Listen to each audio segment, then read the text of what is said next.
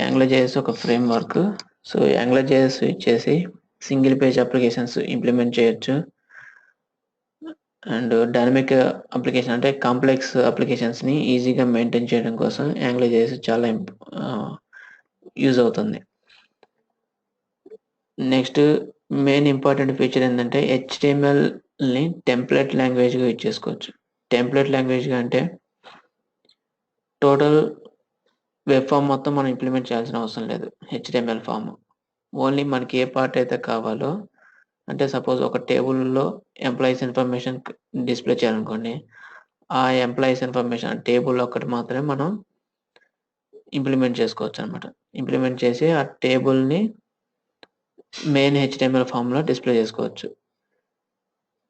అంటే మనకి మెయిన్ ఒక ఫామ్ ఉంటుంది. Okay, single page applications main మీకు రియల్ టైంలో కూడా యాంగులర్.js ఇచ్చేసి సింగిల్ పేజ్ అప్లికేషన్స్ మాత్రమే ఇంప్లిమెంట్ చేస్తారు. సో అది చాలా ఫాస్ట్గా ఎగ్జిక్యూట్ అవుతుంది అప్లికేషన్, అండ్ టెస్టింగ్ కూడా చాలా ఈజీగా ఉంటుంది అన్నమాట. సో అందుకని సింగిల్ పేజ్ అప్లికేషన్స్ అంటే ఓన్లీ ఒక ఫామ్ మాత్రమే ఉంటుంది.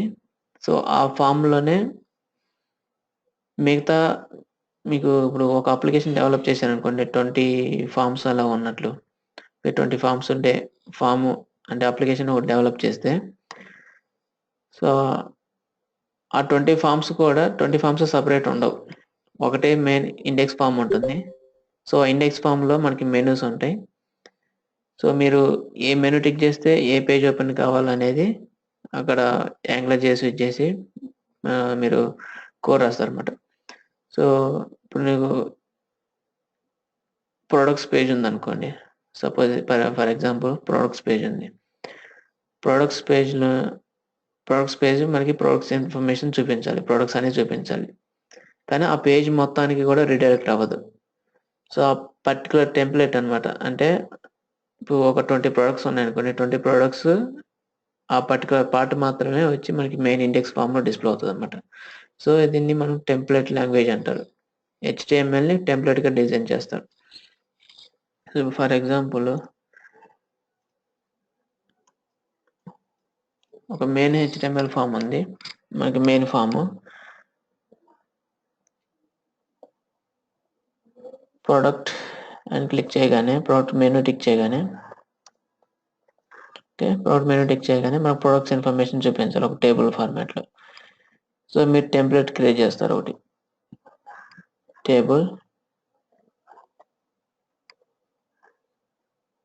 ఇది ఒక మెయిన్ అంటే సపరేట్ HTML ఫామే, కానీ హెడర్ సెక్షను, బాడీ సెక్షను, తర్వాత HTML ట్యాగ్ ఇవేమి ఉండవు.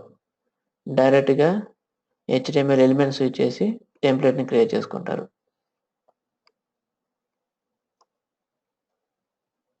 ఓకే, టిఆర్ టీడీ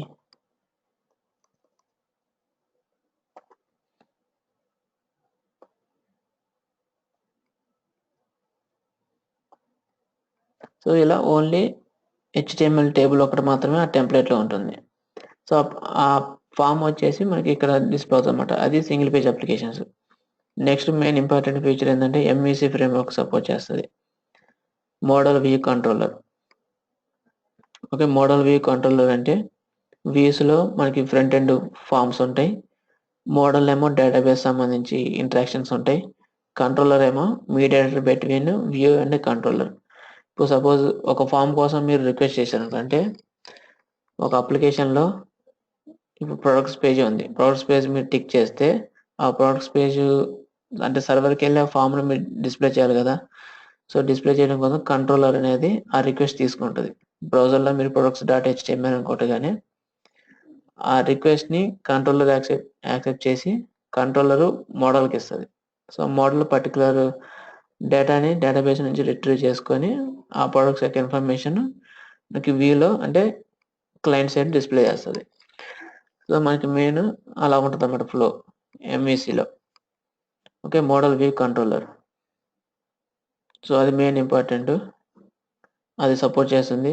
ప్లస్ ఇక్కడ కస్టమ్ డైరెక్టివ్స్ అని ఉంటాయి, ప్రీ డిఫైన్డ్ డైరెక్టివ్స్ ఉంటాయి, అండ్ మన ఓన్గా కస్టమ్ డైరెక్టరీస్ క్రియేట్ చేసుకోవచ్చు. Next modules and unit testing.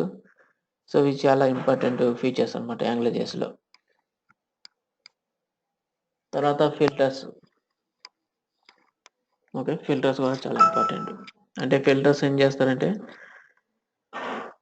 For suppose ఒక ప్రైస్ ఇన్ఫర్మేషన్ ఉంది. ప్రైస్ ఇన్ఫర్మేషన్ అయితే మీకు యూఎస్లో అయితేనేమో dollar symbol, okay, dollar symbol చూపిస్తారు. ఓకే, డాలర్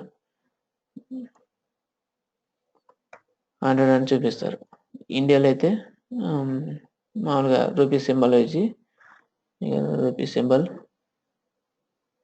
ఓకే ఆర్ఎస్ అని పెట్టేసి ఇలా ఉంటుంది.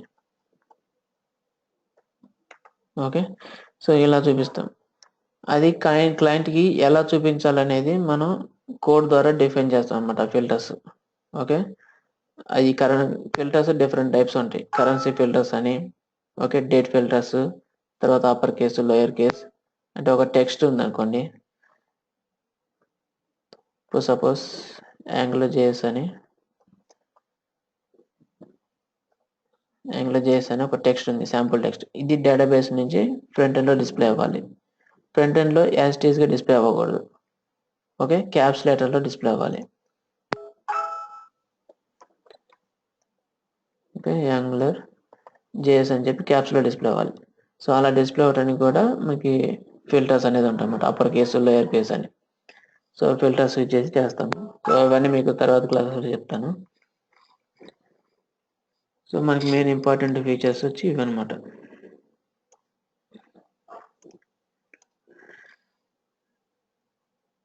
సో యాంగ్లోజేఎస్ యొక్క డాక్యుమెంటేషన్, దీన్ని ప్రిపేర్ చేసిన డాక్యుమెంట్ మీకు ఎక్కడ కూడా ఇలాంటి డాక్యుమెంట్ దొరకదు. ఆన్లైన్లో మీరు వెతకండి. ఆన్లైన్లో మీరు వెతికినా కానీ ఓన్లీ జస్ట్ డాక్యుమెంట్ అంటే వాటి గురించి జస్ట్ ఇన్ఫర్మేషన్ ఉంటుంది. ఎక్కడంటే డాక్స్ డాట్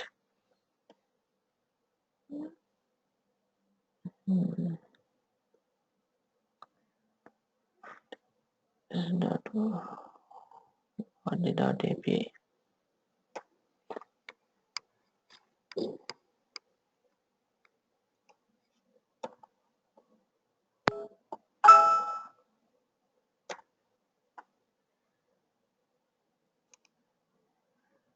ఓకే, ఈ వెబ్సైట్లో జస్ట్ ఓన్లీ యాంగ్లోజేఎస్ సంబంధించిన టాపిక్స్ గురించి ఓన్లీ డాక్యుమెంటేషన్ మాత్రమే ఉంటుంది, కానీ ఎగ్జాంపుల్స్ ఉండవు ఇందులో.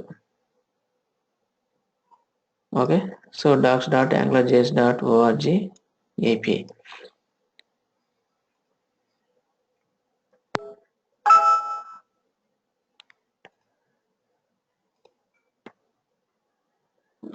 సో ఇది నేనేం చేశానంటే మొత్తం ఆన్లైన్లో వెతికి మొత్తం డాక్యుమెంటేషన్ విత్ ఎగ్జాంపుల్స్తో ప్రిపేర్ చేశాను.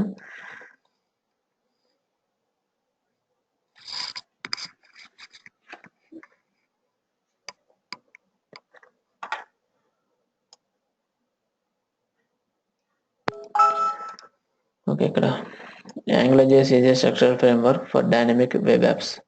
డైనమిక్ వెబ్ యాప్స్ అంటే డేటాబేస్ నుంచి డేటాని రిట్రీవ్ చేసుకొని, అంటే డేటాబేస్తో ఇంటరాక్ట్ అయ్యే అప్లికేషన్స్ ప్రతిదీ కూడా డైనమిక్ అప్లికేషన్స్ అంటారు. ఓకే, డైనమిక్ అప్లికేషన్స్ అంటే సపోజ్ మీరు .NETలో కానీ జావాలో కానీ ఒక అప్లికేషన్ ఇంప్లిమెంట్ చేశారనుకోండి. ఓకే, ఏదైనా ఒక ఫామ్ కోసం మీరు ఓపెన్ చేశారు. ఒక 100 రికార్డ్స్ ఒక 100 రికార్డ్స్ లేకపోతే 1000 రికార్డ్స్ లేకపోతే 2000 రికార్డ్స్ ఉన్నాయనుకోండి. ఆ రికార్డ్స్ అన్ని డేటాబేస్ నుంచి రిట్రీవ్ చేసుకొని డిస్ప్లే చేయడానికి .NETలో కానీ జావాలో కానీ టైం పడుతుంది. అదే యాంగ్లోజేఎస్ అనుకోండి, డేటాబేస్తో డైరెక్ట్గా ఇంటరాక్ట్ అవుతుంది. ఇక్కడ కనెక్షన్స్ అలాంటివి ఏమి ఉండవు డేటాబేస్తోనే. అంటే బ్యాక్ ఎండ్ డెవలపర్స్ రాసినప్పుడు కనెక్షన్స్ అవన్నీ ఉంటాయి, కానీ ఇక్కడ ఏం చేస్తుందంటే ఏపీఎస్ యూజ్ చేసుకుంటాం. ఆ ఏపీఎస్ ఏం చేస్తే డేటాబేస్ ఇంటరాక్ట్ అయ్యి డేటాను ఆల్రెడీ ప్రొడ్యూస్ చేసి ఉంటాయి. సో ఆ ప్రొడ్యూస్ చేసిన డేటాని ఇది రీడ్ చేసుకొని డిస్ప్లే చేస్తుంది అనమాట యాంగ్లోజేఎస్. సో డేటాబేస్ యొక్క ఏపీఎస్ తోని ఇంటరాక్ట్ అవుతుంది. సో అప్పుడు మనకి ఫాస్ట్గా రిట్రీవ్ అవుతుంది డేటాబేస్ నుంచి డేటా. అండ్ ఈజీగా మ్యానిపులేషన్స్ చేసుకోవచ్చు. ఎడిట్ కానీ, అప్డేట్ కానీ, డిలీట్ కానీ ఎన్ని 1000 రికార్డ్స్ ఉన్నా, 2000 రికార్డ్స్ ఉన్నా చాలా ఫాస్ట్గా డిస్ప్లే అవుతుంది అనమాట.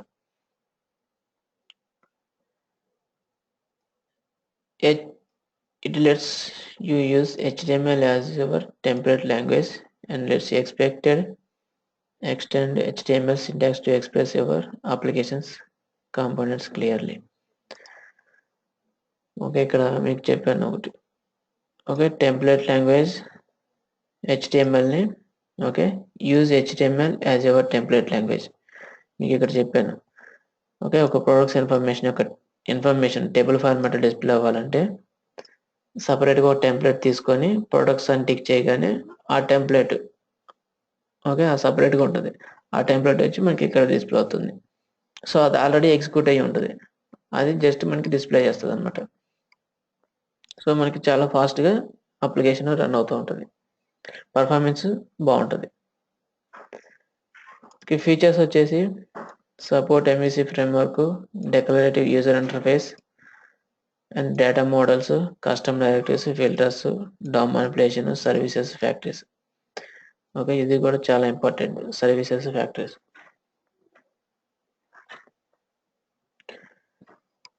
సో ఇది ఎక్కువ డేటాబేస్తో ఇంటరాక్షన్స్ చేసేటప్పుడు ఇది చేస్తాం, సర్వీసెస్ ఫ్యాక్టరీస్ అనేది.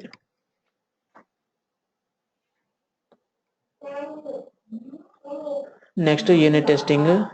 ఈ ఫైనల్గా అప్లికేషన్ మొత్తం కంప్లీట్ అయిన తర్వాత ఈ టెస్టింగ్ చేసుకోవచ్చు. సో ఇది ఇంపార్టెంట్ మెయిన్ ఫీచర్స్ అనమాట AngularJS-లో.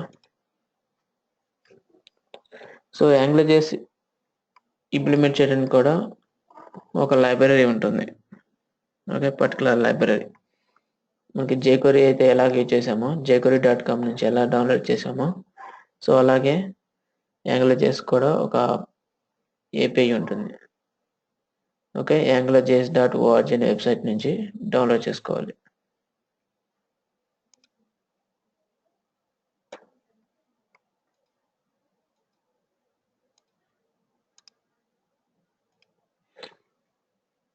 ఓకే, సో angularjs.org వెబ్సైట్లోకి వెళ్ళి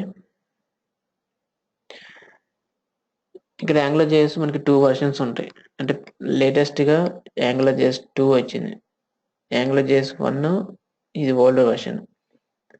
సో 2 అనేది ఇంకా పూర్తిగా ఇంప్లిమెంట్ అవ్వలేదు. సో లేటెస్ట్గా రిలీజ్ అయింది, ఇంకా అన్ని ఫీచర్స్ రాలేదు. సో మనం ఇప్పుడు ప్రజెంట్గా డిస్కస్ చేసేది AngularJS 1 గురించి. సో మనకి AngularJS 1లో అప్లికేషన్స్ ఇంప్లిమెంట్ చేయాలంటే సో మనం లైబ్రరీ డౌన్లోడ్ చేసుకోవాలి. ఓకే, jQueryకి ఎలా అయితే లైబ్రరీ చేసామో అలాగా డౌన్లోడ్ AngularJS 1 ఇది టిక్ చేయగానే మనకి ఇక్కడ జిప్ ఫైల్ డౌన్లోడ్ చేసుకోవచ్చు, లేదా మినిఫైడ్ ఫైల్ ఉంటుంది. Okay, already hosted file Google APIs. So అసలు మెయిన్ AngularJS ఇంప్లిమెంట్ చేసింది గూగుల్. ఓకే, గూగుల్ వాళ్ళది AngularJS.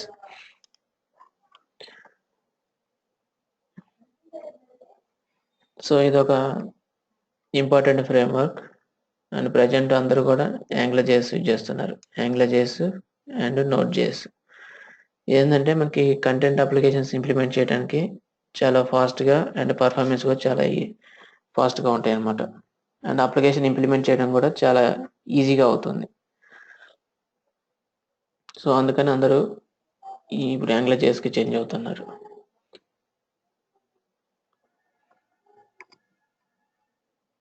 అప్లికేషన్ మొత్తం కూడా క్లయింట్ సైడ్ రన్ అవుతుంది అనమాట. మనకి సర్వర్ సైడ్ ఎక్కడ కూడా ఇంటరాక్ట్ అవ్వదు, ఓన్లీ APIs మాత్రమే డేటాబేస్ ఇంటరాక్ట్ అయ్యి డేటాను రిట్రీవ్ చేసుకుంటాయి. మిగతా అప్లికేషన్ మొత్తం కూడా క్లయింట్ సైడ్ మాత్రమే రన్ అవుతుంది. క్లయింట్ సైడ్ అంటే ఓన్లీ బ్రౌజర్.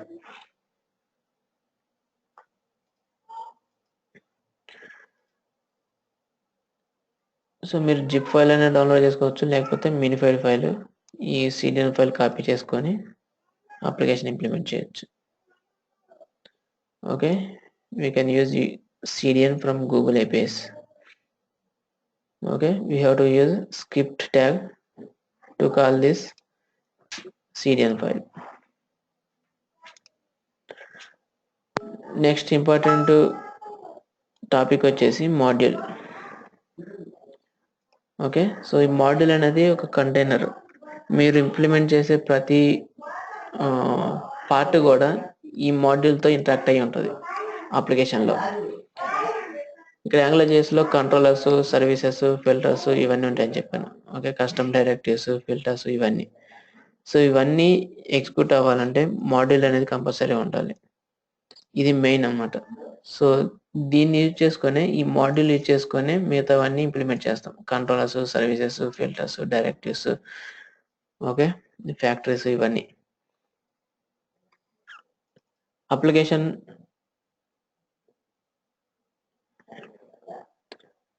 ఇంప్లిమెంట్ చేసేటప్పుడు కంపల్సరీ మాడ్యూల్ అనేది మనం క్రియేట్ చేసుకుంటాం. సో ఇది ఒక కంటైనర్. దీన్ని బేస్ చేసుకొని మిగతావన్నీ ఇంప్లిమెంట్ చేస్తాం. So Angular apps don't have a main method. అంటే మనకి C# కానీ .NET కానీ జావాలో మనకి మెయిన్ మెథడ్ ఉంటుంది కదా క్లాస్కి. సో అలా మెయిన్ మెథడ్స్ ఏముండవు.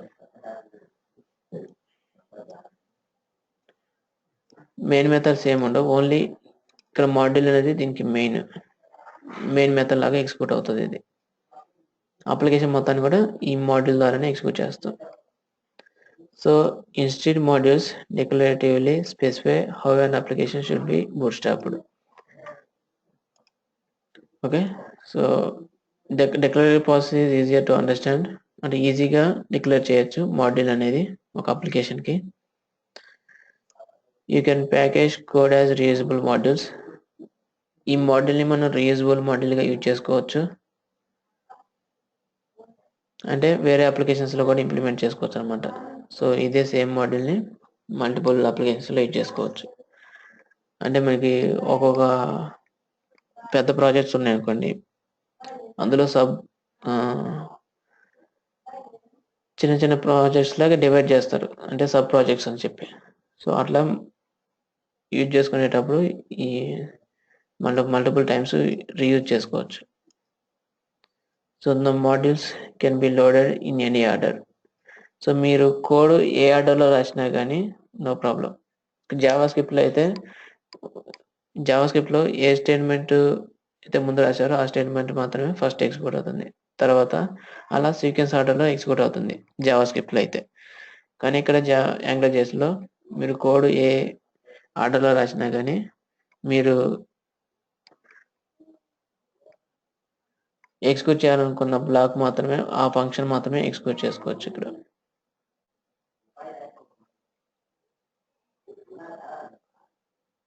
So unit test only have to load relevant modules, which keeps them fast. And end-to-end test get modules already configuration. Okay, so అప్లికేషన్లో అంటే అప్లికేషన్ మొత్తాన్ని ఇంప్లిమెంట్ చేయాలంటే మాడ్యూల్ అనేది చాలా ఇంపార్టెంట్. సో ఇది లేకుండా అప్లికేషన్ అనేది ఉండదు. రిమైనింగ్ ఫంక్షనాలిటీస్ అన్ని ఇంప్లిమెంట్ చేయాలంటే మాడ్యూల్ కావాలి. నెక్స్ట్ ఇక్కడ AngularJSలో public variables and private variables 2 types ఉంటాయి. సో పబ్లిక్ వేరియబుల్స్కి ఏమో సింగిల్ డాలర్ సింబల్ యూజ్ చేస్తాము. ఓకే, పబ్లిక్ వేరియబుల్స్ యూజ్ చేసుకునేటప్పుడు ఆల్రెడీ డిఫైన్ చేసినవి ఉంటాయి అన్నమాట. ఇవన్నీ కూడా public variables and private variables ఇవన్నీ కూడా అన్ని AngularJSలో డిక్లేర్ చేసే ఉంటాయి. సో ఇవి యూజ్ చేసుకోవాలంటే పబ్లిక్ వేరియబుల్స్కి డాలర్ సింబల్ యూజ్ చేస్తాం, ప్రైవేట్ వేరియబుల్స్కి $, యూజ్ చేస్తాం.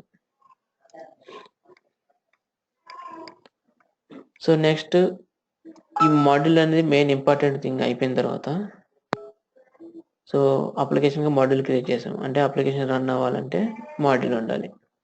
సో ఈ మాడ్యూల్ తర్వాత అసలు AngularJS అప్లికేషన్లో మెయిన్ ఇంపార్టెంట్ ఏంటంటే డైరెక్టివ్స్. ఓకే, సో ఈ డైరెక్టివ్స్ లేకుండా ఏమి చేయలేం, ప్రతిదీ కూడా డైరెక్టివ్స్.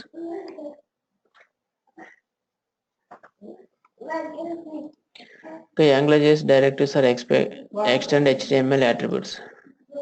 అంటే నార్మల్ HTMLలో మీ ఓన్గా అట్రిబ్యూట్స్ ఇంప్లిమెంట్ చేయాలంటే మీరు ఇంప్లిమెంట్ చేయలేరు. సపోజ్ ఒక టెక్స్ట్ బాక్స్ ఉంది. Input type equal to text place holder equal to name. Okay, ఇది టెక్స్ట్ బాక్స్ ఉంది. ఇంకేదైనా ఎక్స్ట్రా మీరు అట్రిబ్యూట్స్ ఇంప్లిమెంట్ చేయాలనుకోండి. ఓకే, అంటే ఇప్పుడు సపోజ్ టెక్స్ట్ బాక్స్లో ఏదంటే వాల్యూ ఇచ్చి ఎంటర్ కొట్టగానే ఒక పర్టికులర్ అలర్ట్ బాక్స్ కానీ లేదా ఒక మెసేజ్ కానీ డిస్ప్లే అవ్వాలనుకోండి. దీనికి ఏం లేదు ఇక్కడ HTML ఇంప్లిమెంట్ చేయడం కోసం. ఓకే, అలా ఎంటర్ కొట్టగానే అలర్ట్ బాక్స్ రావాలంటే మనం ఏం చేయలేము దీంట్లో టెక్స్ట్ బాక్స్లో. కానీ ఇక్కడ AngularJSలో మన ఓన్గా అట్రిబ్యూట్స్ ఇంప్లిమెంట్ చేసుకోవచ్చు. ng అనే ప్రిఫిక్స్ యూజ్ చేసుకుంటాం AngularJS. ఓకే, ఇవి అట్రిబ్యూట్ అనమాట. వీటిని డైరెక్టివ్స్ అని కూడా అంటారు. ఎక్స్టెండెడ్ అట్రిబ్యూట్స్ లేదా డైరెక్టివ్స్.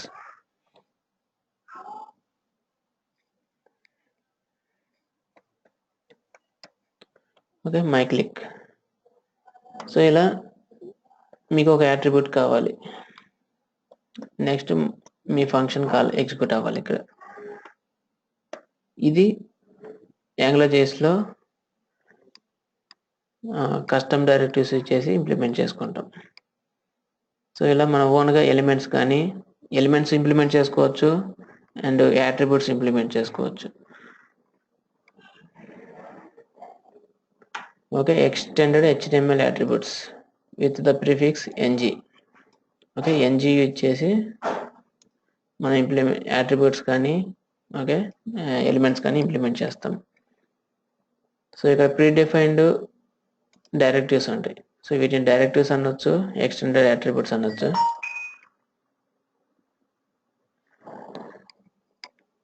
సో ప్రీడిఫైన్డ్ డైరెక్టివ్స్ వచ్చేసి మనకి చాలా ఉన్నాయి. సో ఇంపార్టెంట్ అనుకున్నవి మాత్రమే కొన్ని ప్రిపేర్ చేశాను. సో 1 by 1 చెప్పుకుందాం.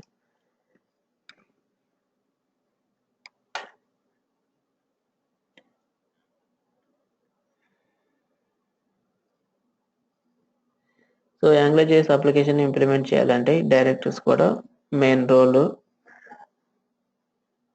ఓకే,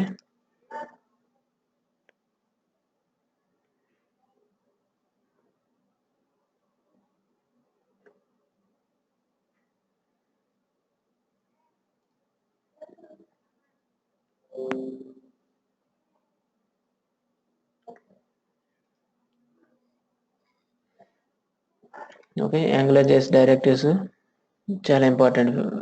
ఇక్కడ ఒక అప్లికేషన్ AngularJS అప్లికేషన్ ఇంప్లిమెంట్ చేయాలంటే డైరెక్టివ్స్ మెయిన్ కీ రోల్ పాటిస్తాయి అన్నమాట ఇక్కడ. Okay, ng app main first ఒక అప్లికేషన్ ఇంప్లిమెంట్ చేయాలంటే AngularJSలో స్టార్టింగ్ చేయాల్సిన డైరెక్టరీ ng యాప్. సో ఈ ng యాప్ ఏం చేస్తుందంటే అప్లికేషన్ని మనం ఇంప్లిమెంట్ చేసిన HTML డాక్యుమెంట్ AngularJSలోకి కన్వర్ట్ చేస్తుంది అనమాట. ఓకే, AngularJSలో కన్వర్ట్ చేసి సో రిమైనింగ్ మనకు ఏదైతే ఫంక్షనాలిటీ రాసామో AngularJSలో అవి ఎగ్జిక్యూట్ అవ్వడానికి కీ రోల్ పాటిస్తుంది అన్నమాట. ఇక్కడ ఇది ng యాప్ అనేది ఇదేంటంటే రూట్ డైరెక్టివ్. ఇది ఇక్కడ ng app. Use this directive to auto bootstrap an application. Auto bootstrap an application అంటే మనకి అప్లికేషన్ అనేది ఆటోమేటిక్గా AngularJSలో ఎగ్జిక్యూట్ అవ్వడం కోసం ng యాప్ అనమాట ఆటో బూట్స్ట్రాప్ అవుతుంది. అప్లికేషన్ బూట్స్ట్రాప్ అంటే ఎగ్జిక్యూట్ అవుతుంది. The ng app directive designates root element of the application and it's typically placed near the root element of the page. ng app అనే directive మన HTML ట్యాగ్లో కానీ లేదా body ట్యాగ్లో కానీ use చేయొచ్చు. Okay, ఇక్కడ ఏం చెప్పారు, ng app directive designates root element of the application typically placed near the root element of the page. Okay, మనం root element of the page అంటే బాడీ ట్యాగ్ కానీ HTML ట్యాగ్ కానీ ఇక్కడ మనకి రెండు ఎలిమెంట్స్ ఉంటాయి. ఓకే, HTML ఎలిమెంట్ ఒకటి, body element ఒకటి, మనకి రూట్ ఎలిమెంట్స్ హెచ్టిఎంఎల్ ఫామ్లో. సో ఈ రెండిట్లో ఎక్కడైనా సరే మనం యూజ్ చేసుకోవచ్చు. So it defines AngularJS application. ఎక్కడైతే మీరు ng యాప్ అని డైరెక్ట్ యూజ్ చేస్తారో అక్కడ నుంచి యాంగ్లర్.js అప్లికేషన్ అనేది అది క్రియేట్ అవుతుంది అనమాట. ng app attribute represents an Angular's directive named ng app. This directive is used to flag the HTML element that Angular should consider to be the root element of the application. So మనకి ఇది route element అనమాట. ఇక్కడ బాడీలో use చేసినా కానీ HTML use చేసినా కానీ route element లో ఉంటుంది. So for example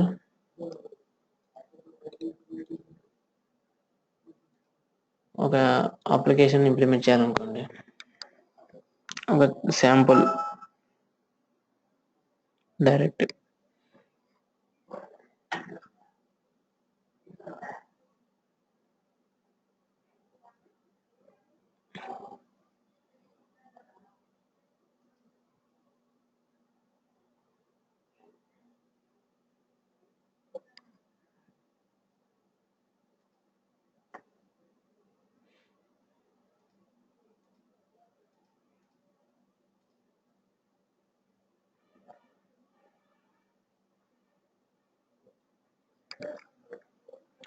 okay.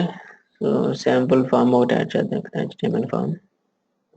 మీకు సింగిల్ పేజ్ అప్లికేషన్ ఎలా ఉంటుంది అనేది ఒక 4-5 క్లాసెస్ అయిన తర్వాత చెప్తాను. టెంప్లెట్ లాంగ్వేజ్ ఎలా యూజ్ చేసుకుంటాం అనేది.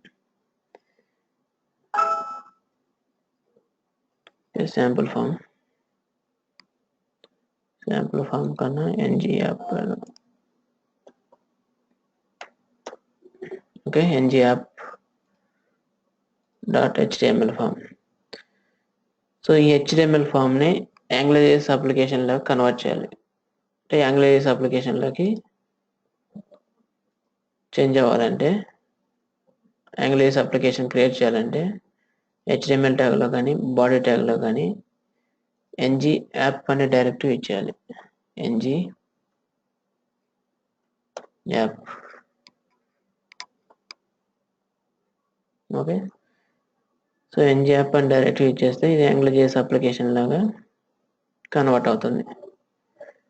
సో రిమైనింగ్ మన పారాగ్రాఫ్స్, శాంపుల్ పారాగ్రాఫ్స్ ఇంకా.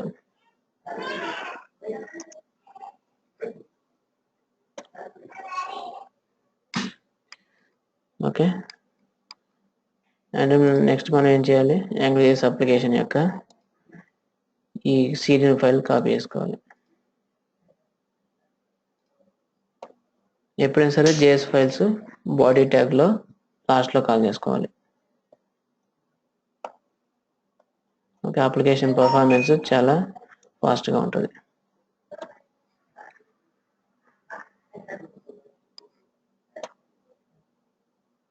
Okay. So యాంగ్లర్.js application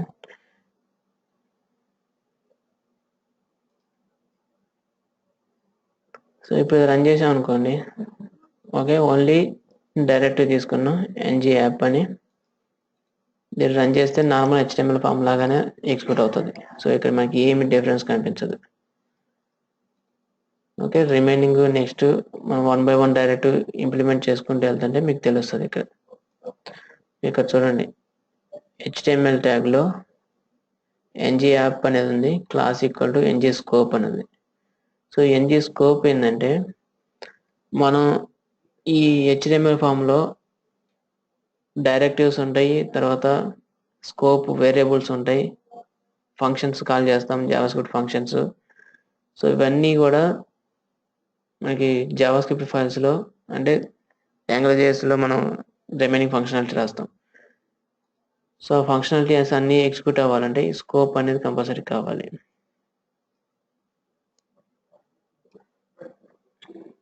okay. ng scope అనేది సో ఇంటర్నల్గా యాంగ్లర్.js ఇది యాడ్ చేస్తాం అంటే కొన్ని క్లాసెస్ యాడ్ చేస్తుంది. ఓకే. డేటాని బైండ్ చేయాలన్నా, ఓకే, మనం క్లిక్ ఈవెంట్స్, ఇప్పుడు జావాస్క్రిప్ట్లో కొన్ని ఈవెంట్స్ యూజ్ చేసాం, on click event, okay, on mouse event, okay, on mouse enter, on mouse down, okay, on mouse leave. So ఇలాంటి ఈవెంట్స్ అన్ని యూజ్ చేసాం. సో ఇలా ఈవెంట్స్ వర్క్ అవ్వాలన్నా అంటే మెథడ్స్ జావాస్క్రిప్ట్ ఫంక్షన్స్ ఎగ్జిక్యూట్ అవ్వాలన్నా లేకపోతే ఇందులో కొన్ని డేటాబేస్ నుంచి డేటాను బైండ్ చేయాలన్నా సో ఈ స్కోప్ అనేది చాలా ఇంపార్టెంట్. సో నెక్స్ట్ డైరెక్టివ్ వచ్చేసి ఎన్జీ కంట్రోలర్. ఓకే, మీకు ఎంవిసి ఫ్రేమ్వర్క్ అని చెప్పాను కదా, సో ఇక్కడ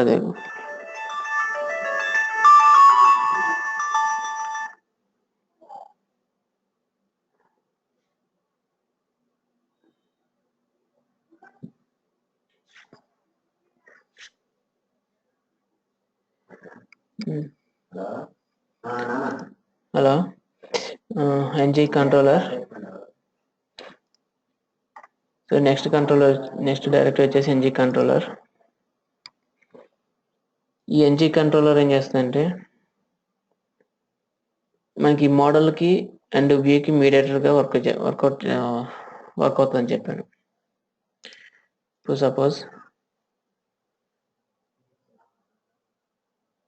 సపోజ్ ఇక్కడ ఓ బటన్ ఉంది, input type equal to button, value equal to save, and ఓ టెక్స్ట్ బాక్స్ ఉంది అనుకోండి, type equal to text box.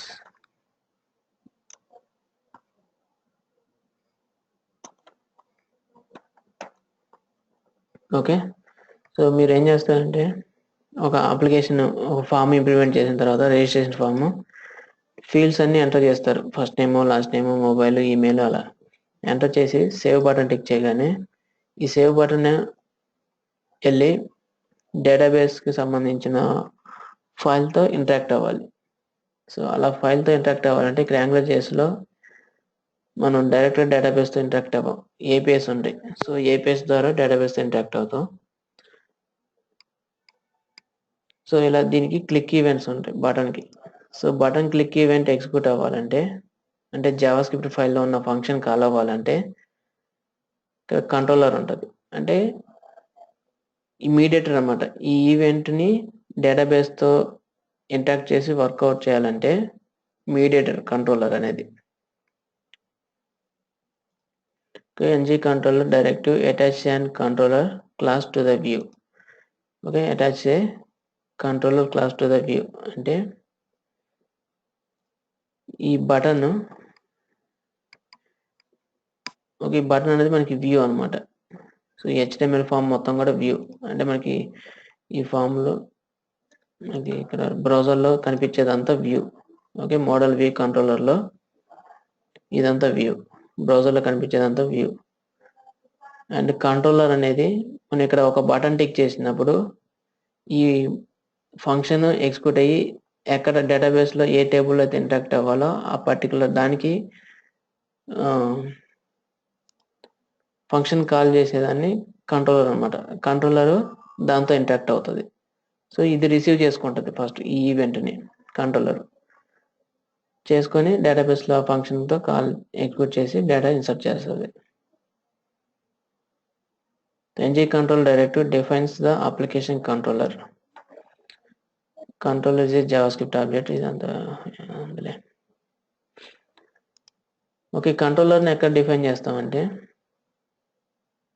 ఒకవేళ ఎన్జీ యాప్ అనేది HTML-లో డిఫైన్ చేశారనుకోండి, ఓకే, ఇక్కడ డిఫైన్ చేశారనుకోండి ఎన్జీ యాప్, ఎన్జీ కంట్రోలర్ని మనం బాడీలో డిఫైన్ చేసుకోవచ్చు. ఎన్జీ కంట్రోలర్ ఈక్వల్ అని చెప్పి ఇక్కడ డిఫైన్ చేసుకోవచ్చు.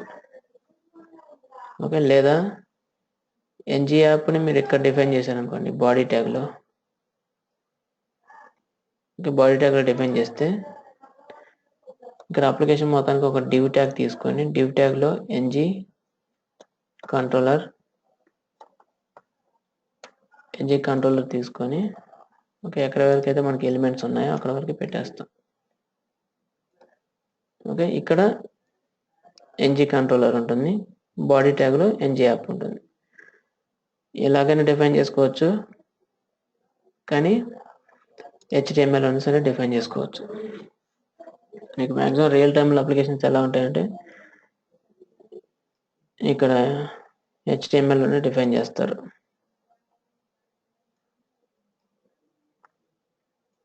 ఓకే, బాడీ ట్యాగ్లో కంట్రోలర్ ఉంటుంది.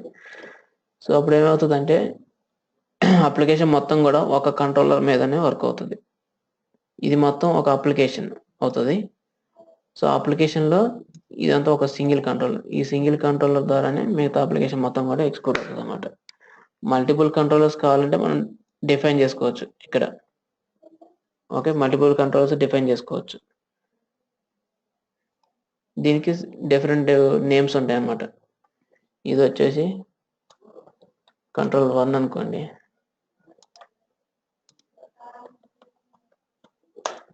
div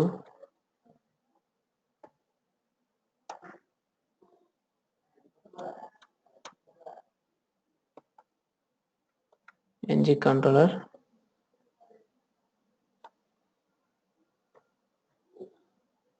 2 ఇలా డిఫైన్ చేసుకుంటాం అన్నమాట.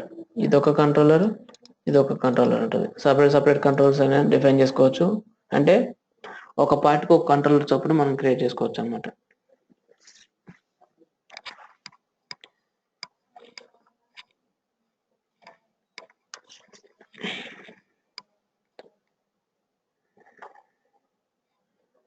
సో ఇలా డిఫైన్ చేసుకోవాలి కంట్రోలర్. సో కంట్రోలర్ డిఫైన్ చేసిన తర్వాత కూడా మనకి పెద్ద యూజ్ ఏమి ఉండదు, ఎందుకంటే ఇంకా మనం మాడ్యూల్ క్రియేట్ చేయలేదు ఇక్కడ. Okay,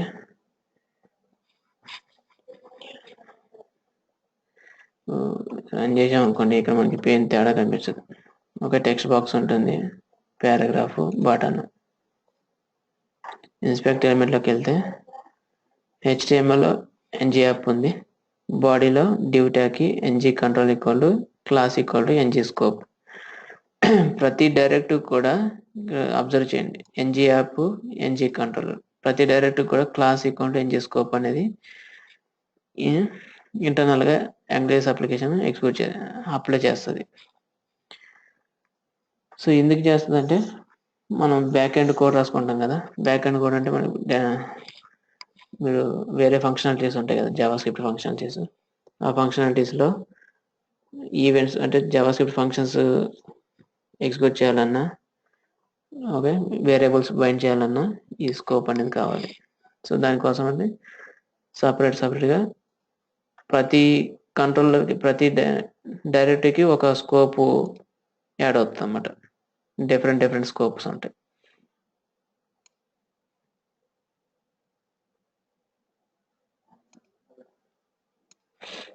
okay, so next directive వచ్చేసి ng model directive. So ng model directive వచ్చేసి ఇప్పుడు మీకు ఇందాక ఎగ్జాంపుల్ చెప్పాను కదా, టెక్స్ట్ బాక్స్లో వాల్యూ ఎంటర్ చేసి బటన్ టిక్ చేయగానే డేటాబేస్కి వెళ్ళి సేవ్ అవ్వాలి. కానీ టెక్స్ట్ బాక్స్ వాల్యూని మనం పాస్ చేయాలి ఫంక్షన్కి. అది పాస్ చేయాలంటే ng మోడల్ అనే డైరెక్టివ్ కావాలి. ఓకే, ng మోడల్ ఏం చేస్తుందంటే HTML ఈ టెక్స్ట్ బాక్స్లో ఎంటర్ చేసిన వాల్యూని హోల్డ్ చేసుకొని ఉంటుంది, అంటే సేవ్ చేసి ఉంటుంది ఒక వేరియబుల్ క్రియేట్ చేసి ఆ వేరియబుల్లో సేవ్ చేసి ఉంచుతాం. సో ఆ వేరియబుల్ని ఆ పర్టికులర్ ఏపీఐకి పాస్ చేస్తాం. సో ఆ వాల్యూ అనేది డేటాబేస్లోకి వెళ్ళి సేవ్ అవుతుంది. సో దాన్ని ఎలా క్రియేట్ చేస్తామంటే ng మోడల్ అని చెప్పి, ఓకే, ng మోడల్ అనే డైరెక్టివ్ తీసుకొని ఇక్కడ నేమ్. సో ఇది ఇక్కడ వేరియబుల్ అనమాట, ఇది నేమ్ అనేది. ఇది స్కోప్ వేరియబుల్ అంటారు వీటిని. ఇక్కడ నుంచి గుర్తుపెట్టుకోండి. ఇంకా ఇది స్కోప్ వేరియబుల్. సో ఎప్పుడైతే మనం బటన్ టిక్ చేస్తామో ఈ టెక్స్ట్ బాక్స్లో ఉన్న వాల్యూ ఈ ng మోడల్ అనే డైరెక్టివ్లో ఉన్న ఈ నేమ్ అనే వేరియబుల్ని అక్కడ యూజ్ చేస్తాము. ఎక్కడైతే మనం డేటాబేస్ ఏపీఎస్ కాల్ చేస్తామో అక్కడ ఇది పాస్ చేస్తాం అనమాట. కంట్రోలర్ ద్వారానే పాస్ చేస్తాం. ఓకే, మనం కంట్రోలర్ డిఫైన్ చేసుకున్నాం. సో త్రూ కంట్రోలర్ ద్వారానే వేరియబుల్స్ పాస్ అవుతాయి.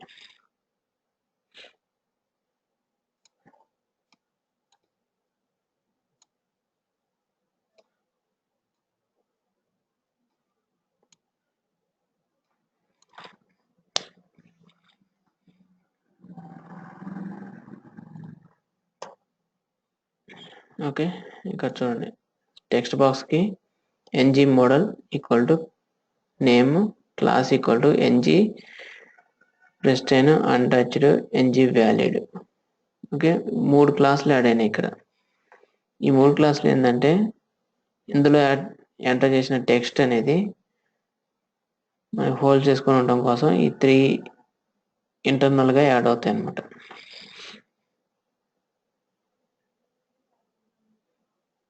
ఇప్పుడు మీరు ఇందులో ఏదైనా టెక్స్ట్ టైప్ చేశారు అనుకోండి, జస్ట్ హోల్డ్ చేసుకొని ఉంటుంది అనమాట ఆ టెక్స్ట్. కానీ ఇందులో టైప్ చేసిన టెక్స్ట్ మీరు ఫైండ్ అవుట్ చేయాలనుకుంటున్నారు అంటే ఏదైనా అలర్ట్ బాక్స్లో కానీ ఓకే ఏదైనా స్పాన్లో కానీ డిస్ప్లే చేయాలనుకుంటున్నారు. సో అప్పుడు దాన్ని ఏం చేస్తారు, ఆ పర్టికులర్ వేరియబుల్ని బైండ్ చేయాలి. ఓకే, దానికోసం ng బైండ్ అనే డైరెక్టివ్ ఉంటుంది. ng బైండ్ డైరెక్టివ్ ఏం చేస్తుందంటే సో ng మోడల్ యూజ్ చేసి ఎక్కడైతే మనం వాల్యూస్ సేవ్ చేస్తామో, ఏ వేరియబుల్ అయితే సేవ్ చేస్తామో ఆ వేరియబుల్స్లో నుంచి డేటాని HTML కంట్రోల్స్ అంటే HTML ఎలిమెంట్స్లోకి వాల్యూస్ని బైండ్ చేయడం కోసం ng బైండ్ అనే డైరెక్టివ్ యూజ్ చేస్తాము. ఫర్ ఎగ్జాంపుల్ ఇక్కడ టెక్స్ట్ బాక్స్లో ఇచ్చిన వాల్యూ నాకు టెక్స్ట్ బాక్స్ ఒక స్పాన్లో చూపించాలి. స్పాన్లో వాల్యూస్ అక్కడ టెక్స్ట్ బాక్స్లో ఏదైతే టైప్ చేస్తానో అది నాకు స్పాన్లో చూపించాలి. ng బైండ్ డైరెక్టివ్ యూజ్ చేసి నేమ్ అనేది ఇస్తాను. ఇప్పుడు ఏమవుతుందంటే ఏదైతే నేను టెక్స్ట్ బాక్స్లో టైప్ చేస్తానో అది నాకు స్పాన్లో చూపిస్తుంది అనమాట. ఇక్కడ బైండ్ చేసేటప్పుడు ఈ స్కోప్ వేరియబుల్, ఇక్కడ స్కోప్ వేరియబుల్, ఇక్కడ వేరియబుల్ సేమ్ ఉన్నాయో లేదో చూసుకోవాలి. అప్పుడు మాత్రమే ఇది స్పాన్లో చూపిస్తుంది.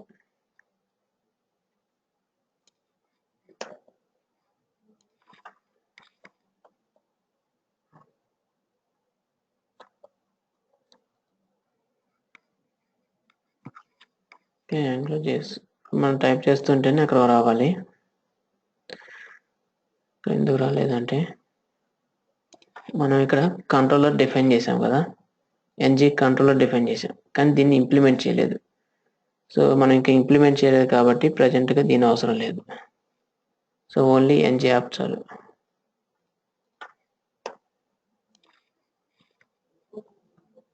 ఓకే, అక్కడ చూడండి మనం టైప్ చేసింది అక్కడ స్పాన్లో వస్తుంది.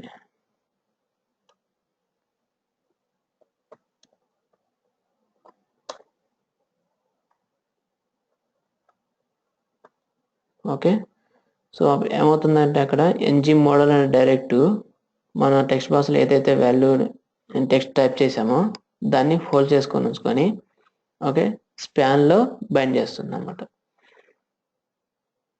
సో అలాగే ఈ వేరియబుల్స్ని మనం డేటాబేస్లో బైండ్ చేస్తాం అనమాట. సో మనకి ఏంటంటే జస్ట్ వాల్యూస్ని చూపిస్తున్నాను అది ఎలా బైండ్ అవుతాయి ఏంటని. ఈ డైరెక్టివ్ యూజ్ చేసి బైండ్ చేసుకుంటాం. ఒకవేళ మీరు డేటాబేస్ నుంచి వాల్యూస్ని బైండ్ చేయాలన్నా అంటే టేబుల్ ఫార్మాట్లో వాల్యూస్ని చూపించాలంటే కంపల్సరీ బైండ్ అనే డైరెక్టివ్ యూజ్ చేయాలి డేటాబేస్ నుంచి డేటాను బైండ్ చేయాలంటే.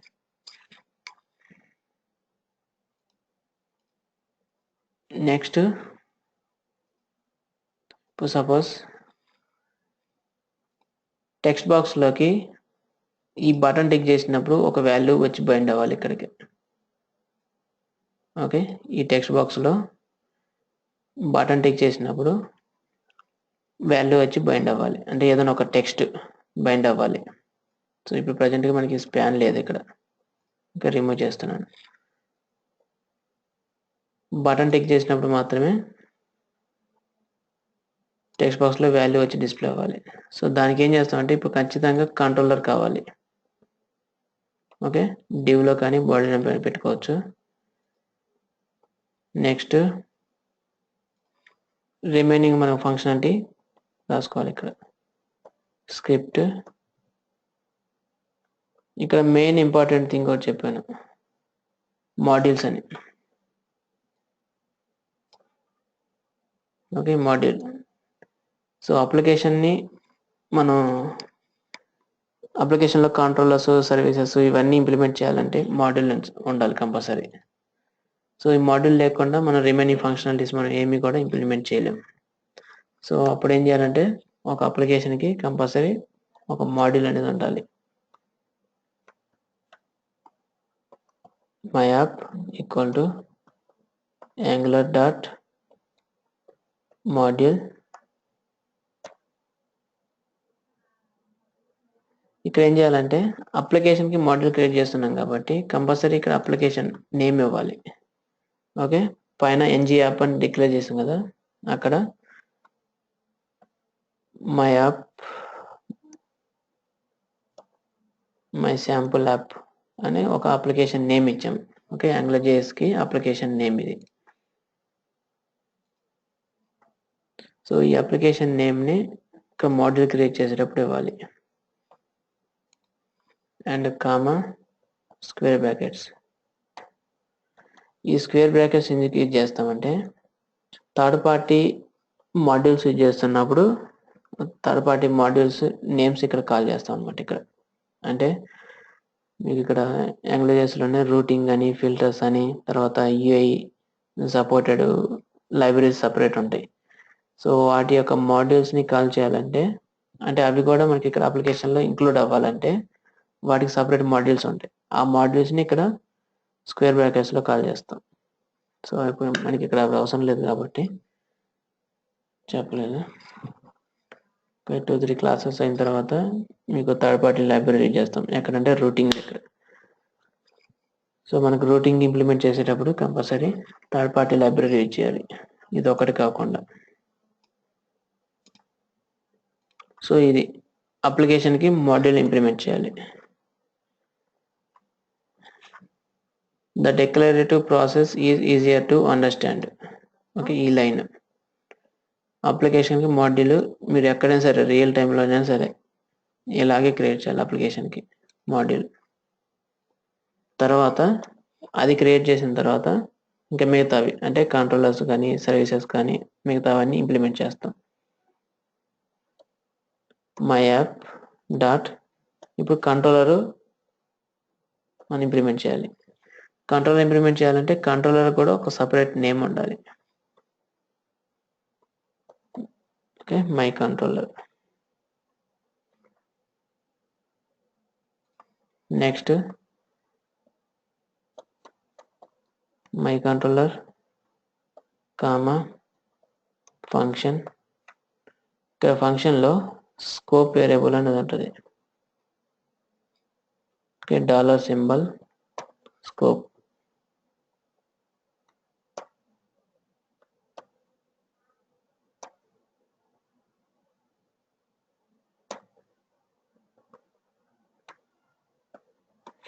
ఓకే, కంట్రోలర్ని ఇలా ఇంప్లిమెంట్ చేస్తాం అనమాట. సో ఇప్పుడు మనం బటన్ టిక్ చేసినప్పుడు మాత్రమే టెక్స్ట్ బాక్స్లోకి వాల్యూ బైండ్ అవ్వాలి కాబట్టి ఇక్కడ బటన్కి కూడా ఈవెంట్స్ ఉంటాయి. NG click event. మనం జావాస్క్రిప్ట్లో ఏం చేసాము, ఆన్ క్లిక్ ఈవెంట్ చేసాము. ఇక్కడ ఎన్జీ క్లిక్ ఉంటుంది. Okay, my function. ఇక్కడ ఇప్పుడు ఏం చేస్తామంటే ఈ బటన్ ఎక్కడ ఉంది, ఈ కంట్రోలర్లో ఉంది. ఓకే, మై కంట్రోలర్లో ఉంది. ఇక్కడ వరకు ఇది కంట్రోలర్. సో ఈ పార్ట్ మొత్తాన్ని కూడా ఈ కంట్రోలర్ మాత్రమే మనం మేనేజ్ చేస్తుంది. సో ఇందులో బటన్ టిక్ చేసినప్పుడు దీనికి సంబంధించిన ఫంక్షనాలిటీ ఎక్స్పోర్ట్ అవ్వాలంటే ఈ కంట్రోలర్లోనే రాయాలి. ఓకే, ఈ కంట్రోలర్లో. ఇంకోటి స్కోప్ అనేది చేశాను. అందులో ఉన్న స్కోప్ వేరియబుల్స్ కానీ ఫంక్షన్స్ కానీ ఏదైనా సరే ఎక్స్పోర్ట్ అవ్వాలంటే స్కోప్ ఉండాలి. స్కోప్ యూజ్ చేసి మాత్రమే మనం కాల్ చేసుకుంటాం. అందులో ఉన్న ఫంక్షన్స్ అయినా సరే వేరియబుల్స్ అయినా సరే.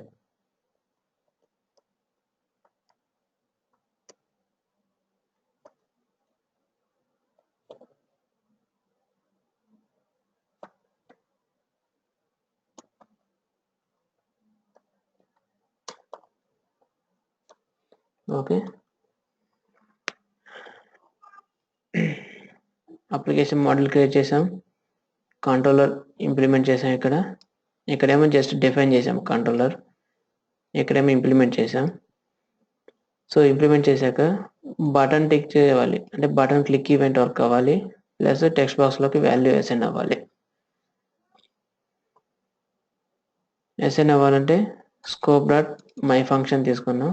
ఈ ఫంక్షన్ క్లిక్ ఈవెంట్ వర్క్ అవ్వాలి కాబట్టి ఇది కూడా ఫంక్షన్ అనమాట. ఇక్కడ ఏంటంటే ఎక్స్ట్రా స్కోప్ అనేది యాడ్ అవుతుంది. ఈ స్కోప్ ఎందుకంటే కంట్రోలర్లో ఉన్న వేరియబుల్స్ని కానీ ఫంక్షన్స్ కానీ ఫైండ్ అవుట్ చేయాలంటే స్కోప్ కావాలి. తర్వాత స్కోప్ డాట్ నేమ్, ఇది స్కోప్ వేరియబుల్ కాబట్టి స్కోప్ డాట్ నేమ్ అని ఇస్తాం. తర్వాత మనం అసైన్ చేసే వాల్యూ.